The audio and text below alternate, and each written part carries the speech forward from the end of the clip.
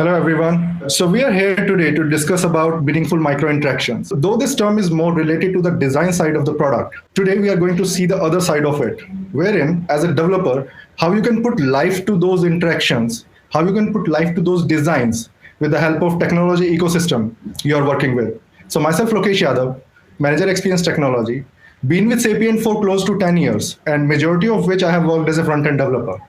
As a developer, when I hear this term micro interaction, first, it seems like a documented visual style guide where I have a list of interactions I need to implement. Second, it sounds like same old mechanics where I need to play with CSS to define my system interaction states like hover, focus, disable, and so on. So with this talk today, we will try to break these myths that micro interactions are only CSS thing. And second, micro interactions is only designer responsibility. So first thing first, let's understand what are micro interactions and why do we need them. So micro interactions are small events with a single purpose, and that only purpose is to delight the user, creating a movement for user which is welcoming and engaging. And these are nothing but small details which helps you to separate something you tolerate from something you love. And these little details can help you have a better engagement in your product with a very little effort. So micro interactions always helps you to build an emotional connect with the user, right? So we have seen these trends in the past, and we have few examples out there, like Twitter like icon and the Facebook like button. These are little CSS plus SVG code snippets. They are not complex in nature and they are not complex to build, yet they became the signature movements for respective brands. And this is where the power of micro interactions lies: simple yet powerful. So now, why do we need micro interactions? So attention to details is what basically differentiate an awesome experience with an ordinary one, right? So sometimes you want to capture the user attention just to tell them what the next course of action for him. Now, with this example from Slack, as you can see, once user starts typing in the text, the little send icon appears with a subtle transition to tell the user that it is the next course of action in this journey. Micro interactions also helps you to provide feedback to your user, and these feedback can be the system states. So in this example, the password screen, if you type in an incorrect password, it simply mimic a human behavior. And it is also a great example how you can give the human touch to those interactions. Because as a human, if I disagree with something, I simply nod my head. And this is the behavior same you are mimicking over here. Now, if you're going to present a complex piece of information to user, micro interactions also helps you to communicate that stuff with the help of visuals along with interactions. An Apple Pay card, it is one of the perfect example where you have circular slider interaction to show the user a complex financial information in terms of min and max payment. Sometimes you want to create an engaging experience for user where you want your user to interact with the system to surprise them, right? This surprise is when combined with information becomes more powerful. Now, as soon as user starts interacting with the slider, right, you show them human emotions. And this is a very fun way of engaging your user with your product, and they will surely like it. Now, here comes the interesting part.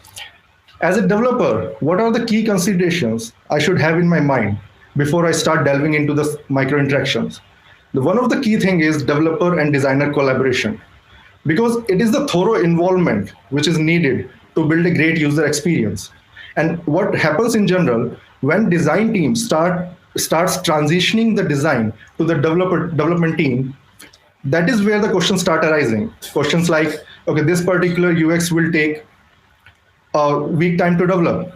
That particular interaction we can't build as is, right? And at that particular time, you start hashing out the important user experience details out of your scope, and that is not a good thing to go with.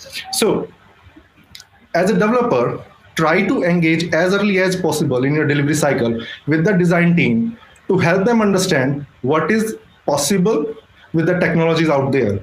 And in parallel, you will also understand the UX research they people are putting behind those designs. Right?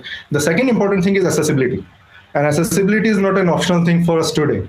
So whenever you are dealing with web animations, there is a set of standards you need to comply with. But I can tell you one key thing, one learning experience which I have from past 6 months is like, whenever you're building an interaction for your web application, right?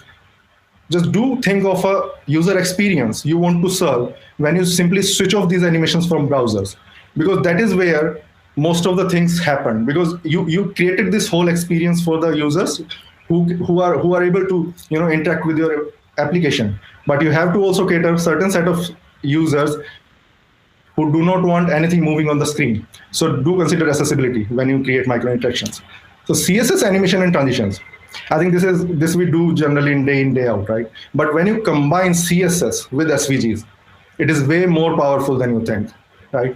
So let's look at some of the trends from SVG. So as you can see right over here, up till 2013, GIF was the only popular format to support web animations. But as of today, SVGs has gained that trust and support from community that has surpassed the total percentage of usage over the web. And as of today, it stands around somewhere around 26%. Now, let's take a couple of common examples, which we almost work on each and every project, right? So our first example is our data capturing utility, is form, right? So if you see on left-hand side, it's a simple form. You put in the data, you submit the data, and it works as expected. But now give it a little touch of micro interaction with the help of SVGs and CSS, right? Starting from a little push to the label with the help of SVG as soon as you focus on the field, and ending with a GUI effect on the checkbox, right? It creates a moment for user. Now it's no more a data capturing utility for it. It's the experience you are giving to him to play him around, right? Now, if you see over here, I'm not using mouse to fill in the data. So your form is still accessible. So we are not breaking accessibility. And on the other side, we are giving them a great experience to play with and a great memory, which they will remember in longer run. Now, one of the second element, which we generally use for async operations, and developer will more relate to it. So once you do async operation, we generally tend to show a spinner or a loader to the user to tell them, okay, something is happening in the background, but they don't know what exactly is happening in the background. Now, again, just give a tweak of interaction with the SVG and CSS and mimic the real world like behavior for him, right? Now he can see on the right-hand side, as soon as you place an order, what is happening in the background. And he or she should be able to bind a context around it, right? So now, again, micro interactions are very small pieces, but if you level up these interactions to form journeys, then this is a perfect example I came across. In last 10 years, I have built so many forms, but I don't remember a single moment where I can say that my forms created an aha moment for me. But as soon as I landed up on this example, it was no more a data capture utility. It gave me so much movements to engage with the UI that I totally forget about if I'm putting my name, email, or password. It's the experience which I'm liking it, and I'm going to remember it for longer run. So this is where the power of micro interactions lies, and it also shows like if you put sincere thoughts and research behind micro interactions, it shows your care for your user. And you can see over here. Now, possibilities are endless with micro interactions, right? The thing is that we need to start our journey. And when I started the journey 6 months back, I was into the same situation. What are micro interactions and how can I get deeper depth of this concept and how we can start playing around with it? So I jot down these resources for you. And once you get a complete understanding of micro interaction and you start building it, right? Your day-to-day work will be more fun and challenging too. I'll be sharing these resources over the chat as well. You can ping me on Networking Launch and we can have a talk on it. So with that thing, thank you.